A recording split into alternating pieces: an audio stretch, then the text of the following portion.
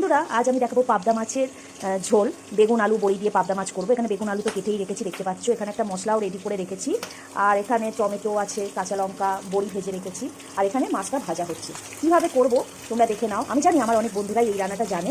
যারা জানে না, নতুন নতুন রান্না শিখছে, এবং যারা বাইরে কাজে যায়, সকাল হলেই ঘরের কাজ সেরে বাইরে কাজে বেরোতে হয়, ঝটফট করে কী করে পাবদা মাছ বড়ি দিয়ে সিম্পল একটা রান্না করা যায় সেটাই দেখাচ্ছি।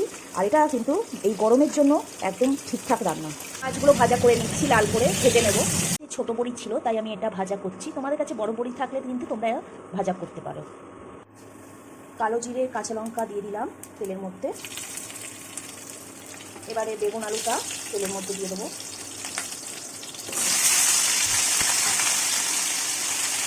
হলুদ দিয়ে দিয়েছি, নুন হলুদ দিয়ে বেগুনটাকে হালকা করে ভাজা ভাজা করে নিয়েছি। এবার এর মধ্যে আমি টমেটো কুচি দেবো। তারপরে টমেটো দিয়ে ভালো করে কষিয়ে এখানে যে মশলাটা রেখেছি, হলুদ গুঁড়ো, জিরের গুঁড়ো দিয়ে, সেই মশলাটা দিয়ে আমি পরে কষাবো। আগে টমেটোগুলো দিয়ে দিই।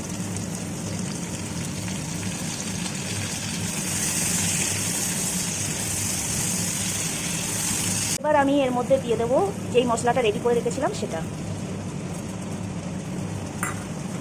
ভালো করে একটু কষিয়ে নেব। ভালো করে কষিয়ে নিয়ে তারপরে এর মধ্যে আমি জল দিয়ে দেবো।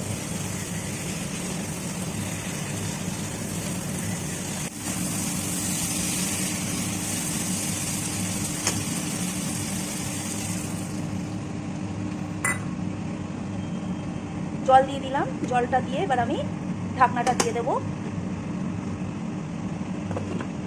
পুরা মাছের ঝোল রেডি হয়ে গেছে। এবারে মাছগুলো দিয়ে দেবো আর বড়িগুলো দিয়ে দেবো। গরমকালে দুপুরে গরম ভাতের সাথে এই রকম পাতলা মাছের ঝোল কিন্তু খেতে অসাধারণ লাগে।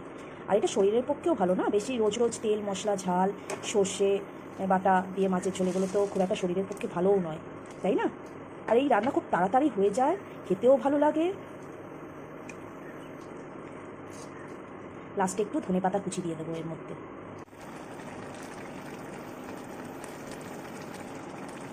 রান্নাটা কেমন লাগলো জানিও বন্ধুরা। ভালো লাগলে একটা লাইক করো, কমেন্ট করো, শেয়ার করো। আর আসবো পরের ভিডিও নিয়ে। যারা এই রান্নাটা জানো না, একবার ট্রাই করে দেখো, খুব ভালো লাগে খেতে। Tata, bye bye.